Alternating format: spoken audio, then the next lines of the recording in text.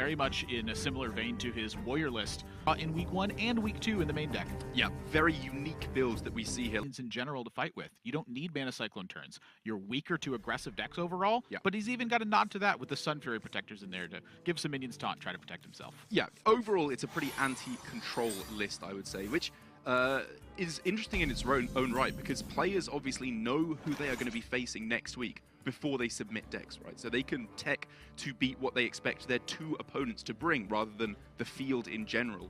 And perhaps for Seiko, bringing this build of Mage, he was thinking that Jarla would bring some kind of a control warrior again. Unlike Seiko, I will correct you. It is Seiko, not Seiko. I did it again.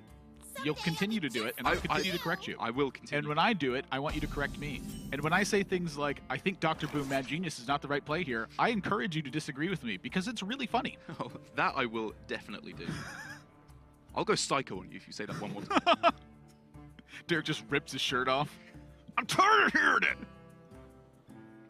I wish I had the upper body strength to do that. Buttons lightly fall onto the floor as he struggles to tear cotton threads apart. I think my my body mass is more likely to burst my shirt than my muscles. You went to the gym earlier this week, right? Oh, yeah. I did, for the first time ever. How was that? It was quite fun. I am in staggering amounts of pain right now. But, I don't know, I just thought it's free where we're staying. Let's give it a go. Let's just give it a go. Just do it. As a wise man once said, just do it. I was going for Shia LaBeouf, not Nike. But oh, okay. I was about to say, I was like, Nike is a very wise, very wise. Of course, I was referring to the meme, the brand. But either way, in this particular game, for some reason we've been waffling on about absolutely nothing. Seiko is going off with Psycho. Seiko is going off with a very aggressive start here, and again, this is, I think, very much what we are going to be seeing in the coming weeks. This style of play where he just played Sorcerer's Apprentice on turn 2, which, when you're learning the deck, you generally don't do. You save it for when you go for one kind of pseudo-miracle turn with Sorcerer's Apprentice, Mana Cyclone, you play all your spells in one go. But what we're seeing more and more from players is a willingness to just throw down their combo cards because, well, specifically in this matchup, there's literally no answers to it on turn 2.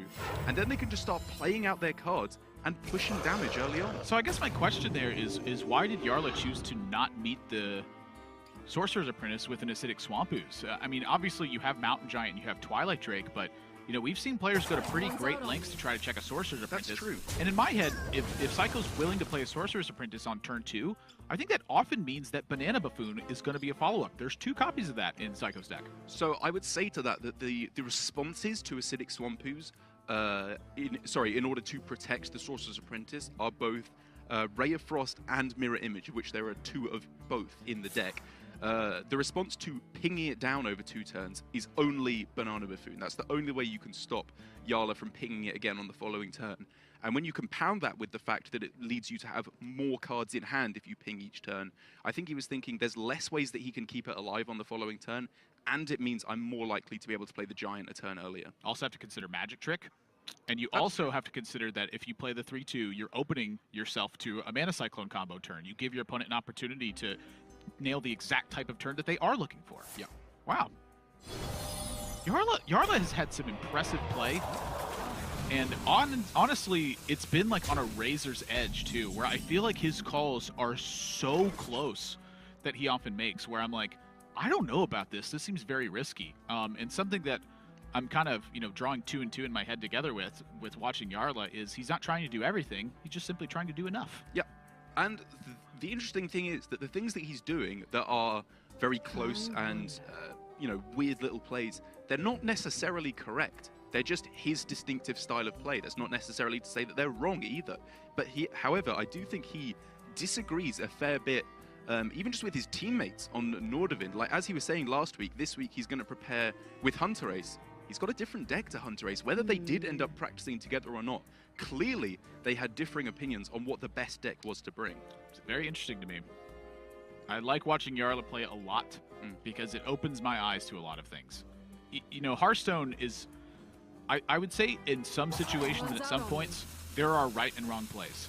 I would say for the most part, in fact, the overwhelming majority of parts, Hearthstone is a grading scale.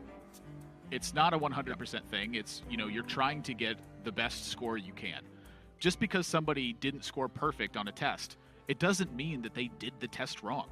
Right. I mean, well, every play just makes you more or less likely to win, right? And Right. it's all, you know, if you throw down all your key combo cards in a combo deck on turn 1, that makes you very unlikely to win. Whereas if you... Unless your combo is going off turn 1. Right, exactly. But, I don't know, if you... Hashtag Edwin Make Leave. Fair Continue your point. I just wanted to I'm just semantics and joke around a bit. Oh, I gathered that you joke around a bit. But, you know, if you do something like you forget to ping your opponent's face on turn 1, it's bad. It lowers your win percentages, but it's not as bad. Like, there's obviously better and worse plays, and there's usually a best play. But it gets very, very fuzzy at the top percentages. And we're not supercomputers, so we probably don't actually know what it is. Absolutely. And now for Seiko, though, we are seeing the very interesting continuation of his game plan, where he realizes the weakness of this Summoner Mage deck. It runs no copies of Rabble Bouncer, it runs no copies of Sea Giant, which is standard in this deck. So Seiko is, I caught myself at the time, Seiko is fully allowed to just go wide on the board, get all these minions in play, and say to Jarla, if you do want to develop onto the board, you're going to be doing so from behind the whole game, whilst I hit you in the face. And I feel like this is going to start the wrap-up of this game. An uncontested Sea Giant, no way to even begin chipping it down, and nothing in sight that's going to be able to handle this. The other nail in the coffin here for Jarla is the fact that Seiko has a counterspell in his deck. Jarla runs basically no spells in the entire deck, and the ones that he does run, he really, really wants to play them and have them go off. We're obviously talking about Power of Creation. If that gets counterspelled, the game ends. Even just a Conjurer's Calling, if that gets counterspelled, that can just be game over on the spot. Yep, and so what I start to do is look at the secondary deck from Jarla, where we're going to be taking out Cairn, taking out Harrison Jones, taking out 2 Messenger Ravens and an Acidic Swampoos. Incoming are going to be 2 Voodoo Dolls, an Arcane Keysmith, and 2 Big Game Hunter. Voodoo Doll, to me, is a really interesting card that you would love to run in Mage, but in the Cyclone Mages you cannot afford to run because it's just a big clunky thing. It's almost better to simply run Big Game Hunter at that point. I mean, to be perfectly honest, I'm quite surprised that Jarla is not running Voodoo Doll in his primary deck. When I was playing Summoner Mage, to be honest, I felt like Voodoo Doll was pretty core. It was your only hard removal in the deck, and a lot of the time you really just needed either to respond to an opponent's Giant early on, or against the aggressive decks like Rogue, Edwin Van Cleave, even just a Hedge Clan Thug early on, just anything to remove your opponent's minions so you're not playing from behind. I talked a lot with Bunny Hopper and Viper at World Championships when they had brought, you know, Summoner Mage was the initial deck. I mean, they only had 8 days to prepare. Right, Summoner Cyclone Mage didn't exist at that point. Exactly. It was shortly thereafter, the player submission, that's when the Cyclone deck started to appear. They talked about Voodoo Doll a lot, and one of the things they mentioned was it's like a bad removal spell. Oftentimes it's like a bad version of Corruption. But for Mage, sometimes you want the 3 mana hard removal. And if your opponent doesn't kill the Voodoo Doll against aggressive decks, what that means is it opens you to being able to simply Conjurer's Calling the Voodoo Doll. So you wipe out the target that you had initially, and you end up with 2 3-drops afterwards. Yeah, I feel like Voodoo Doll, very much as you said, is core to this deck. I am also surprised it's not in the main deck. However, the obvious next logical step is its core on ladder, I would say, when you have to face a wide variety of decks. I would say that pretty clearly Jarla's primary deck is his anti-warrior deck. Yes. Which generally last week players did not go for. The primary deck tended to be the anti-rogue, I think is what a lot of players expected last week. But now, obviously, with the nerfs, Jarla has made the read, and I would argue that Seiko has as well, that warrior was going to be the premier deck. At least that their 2 opponents would be playing. A counterspell in play for Seiko of no benefit at the moment. It does shut off the fringe outs that perhaps a Fire Chew Witch Doctor might be able to fetch, but the real story here is the Sea Giant, still uncontested. Yeah. Not even close to being touched. And so how does Jarla deal with that if we were to see Scale Worm plus Sunfury Protector? I imagine Sunfury Protector is going to have to be in some regard, but perhaps on the following turn. You know, something else that Jarla is, I think, fairly correctly realizing is that there's not a lot of burst in Seiko's deck, and so what that means is limited to Bananas and Frostbolt from the Mana Cyclone at that point. I mean, it's lethal damage. It is just lethal But damage now. I for think the Seiko. call from Jarla is correct into your opponent had to have a Frostbolt randomly generated or a Fireball randomly generated in order to close this position. Right. It so happens he does. A little something extra. And, you know, even if you're taunting up there, if they have that extra burst damage, the vast majority of the time, you are just going to be losing, as we see Seiko taking a very nice first game victory here to just go wide on the board early on, not having to go for these Mountain Giant into Conjurer's Calling opens, because going with a wide board, a Mana Cyclone open, a Sorcerer's Apprentice open, can just be even more powerful, or at the very least, less counterable. I mean, think about what Mage is trying to do. It's trying to preserve cards, set up a big turn, and then take advantage of it. What's the best way to stop your opponent from doing that? Start beating him up. Use some good old Flame Imp. You're looking forward to Viper play? Done. Oh, yeah. Viper Zoo this week. That's right, our lone Warlock in this week of Grandmasters. And it's looking like I believe it might pay off for him. I believe our first Warlock. Our first Warlock ever. Across all regions in Grandmasters as well. Does that mean we've had every class represented now this week? Because we've got Paladins in this week, Shaman in this week, yeah. Warlock in this week. Yeah, I think this is week number 2 already, full representation. I believe so. Still, however, in Europe, full major head in week 2. The old turn 2 Book of Spectres, draw 3. I mean, it's looking pretty good. Jarla's hand here is the juice. Messenger Raven, I think, is the best draw in Jarla's deck right now. I believed. I really believed it was going to come down there. Usually when I say that, it just ends up happening. I think I've lost my touch. Why doesn't stuff happen just because I want it to? I don't understand this. It's not fair. I would say this is America and I want it now. But we're doing the European region right now. Perhaps that's what it is. Yeah, I mean, we're getting pretty close. As now for Seiko, pretty standard game plan, although we have seen Seiko. For Seiko here, I'm glad that you're not too polite to not correct me. Oh, I am not polite at all. I've learned. Well, What's happening this game, Admirable? I'm going to mess up everyone's name if I try and say it. So you go ahead. What's going to happen now? Well, Mountain Giant. I would agree with you there. Is there any merit to starting with the Twilight Drake? It would prevent a coin big game hunter on the other side, but you conveniently have a second Mountain Giant. If you play Twilight Drake, you're going to get contested by a Mountain Giant. But you also have your own big game hunter. BGH in response. Ah. That's where it gets interesting, I think. Okay, so then my question leads to, is there ever any merit to Scaleworm first? If that's the case, just get more attack on board. That's interesting. Do you need the health efficiency? Mountain Giant. Yeah. If you force a coin from Seiko, I think that is a minor win at the very least for Jarla in this instance. It's pretty good. It's pretty good. It was a very interesting back and forth there. And obviously, if both players had perfect information, it could work out pretty differently. So, the Elemental Evocation just drawn for Seiko, is there ever a merit to considering the giant coin, or the Evocation giant coin Conjurer's Calling? Do that, you could. The Mountain Giant was at 4 yes. mana, Yeah. so you would reduce it to 3 with the Elemental Evocation. You play it, you have 2 mana left over, coin, Conjurer's Calling. Well, it was at 3 and you reduced it to 2. Was it? It was at 3 and reduced. Yeah. Because he was at 10 cards. He could have gone for that. Interesting.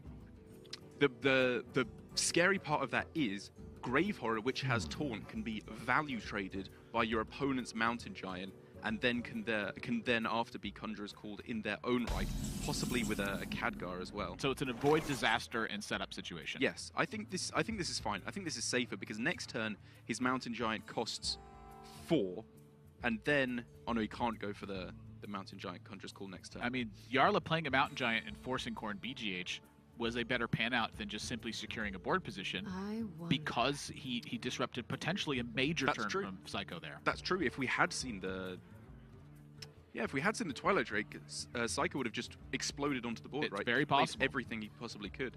And that could be the snowball. Super interesting. And this is how the Mage mirrors work. It's about both players doing such disgustingly powerful turns.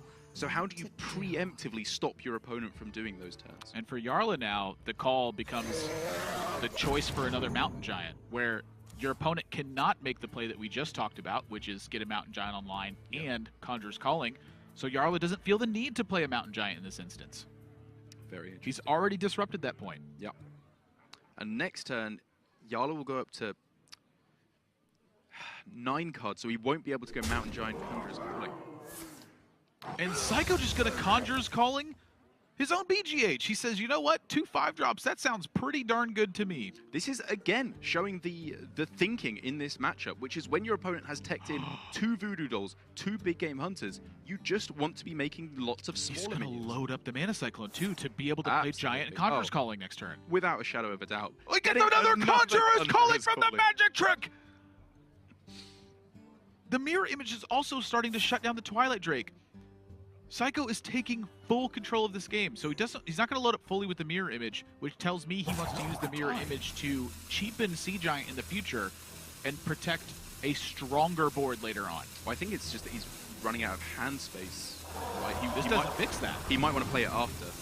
I think is, yeah. Ah, there we go. You want to play it afterwards. Oh, that's how I keep messing up with this deck. I keep wondering, I was like, man, are people just burning a card? Nothing wrong with that. Yeah. I mean, burning a card oftentimes is of nominal importance when talking about Cyclone Mage, because I feel like so many of your hands are set up with what you currently have that the next draw is like, whatever. But here, you get to maximize it. Why take a random spell from Mana Cyclone when you can take a random card from your deck? Absolutely. And now, with this play from Seiko, yes, I got it right that time. I'm correcting myself for getting it right. Good lord. And I'll get it next game. I'll sit at home saying Seiko over and over again until the neighbors complain. You always come up with the best game plans, Derek.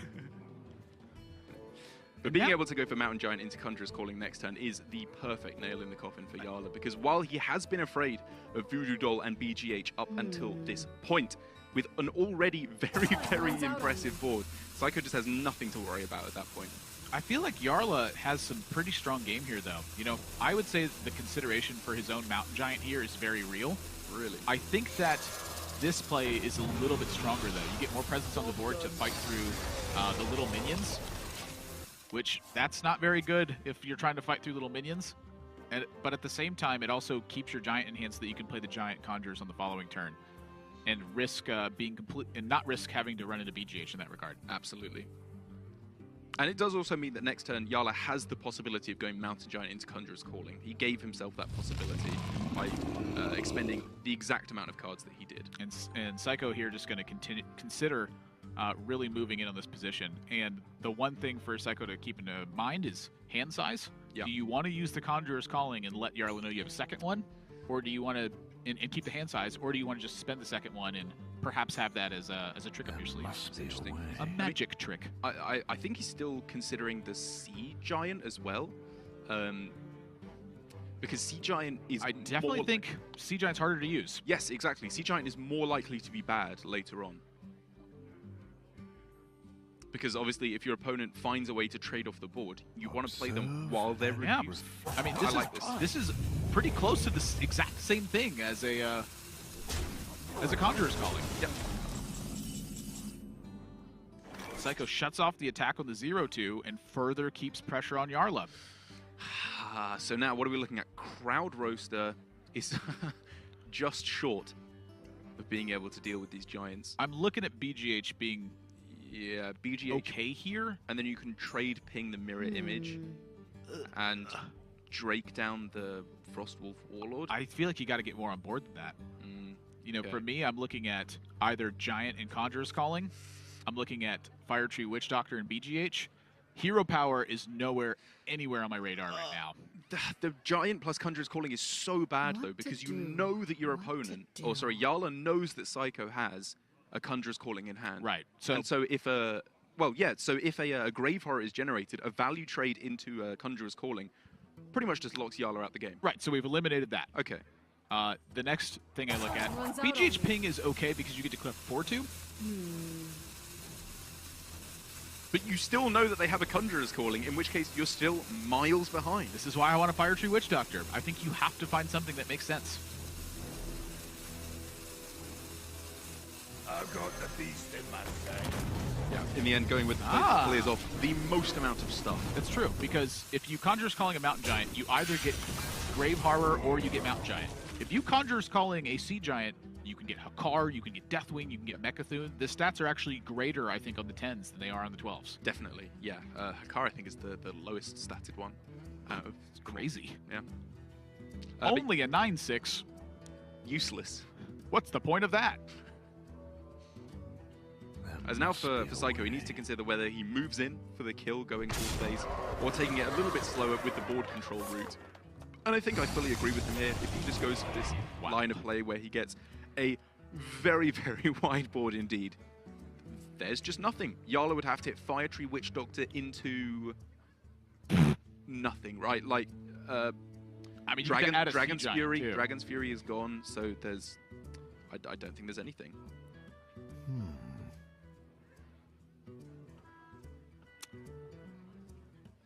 Dragon's Fury, is it gone? That was Kobold's. Oh my Tempo, gosh, it right? was. Why did you think that Mages just stopped playing that all of a sudden? It was such a broken card. Well, because you only had Power of Creation to use, is what my thought was. Oh my gosh.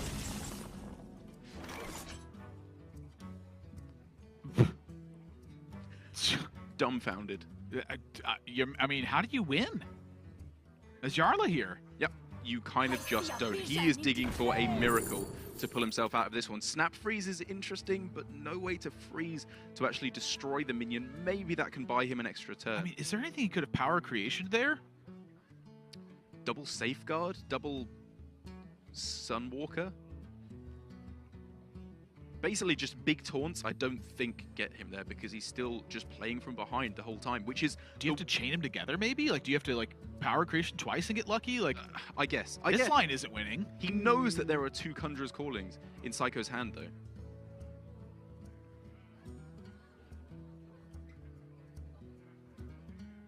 You're just not getting there this way.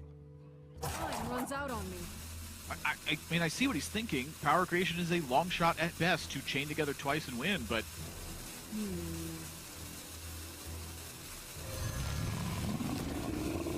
Just taunting up the best that he can, throws down the well-played. I think he knows that this is all but over.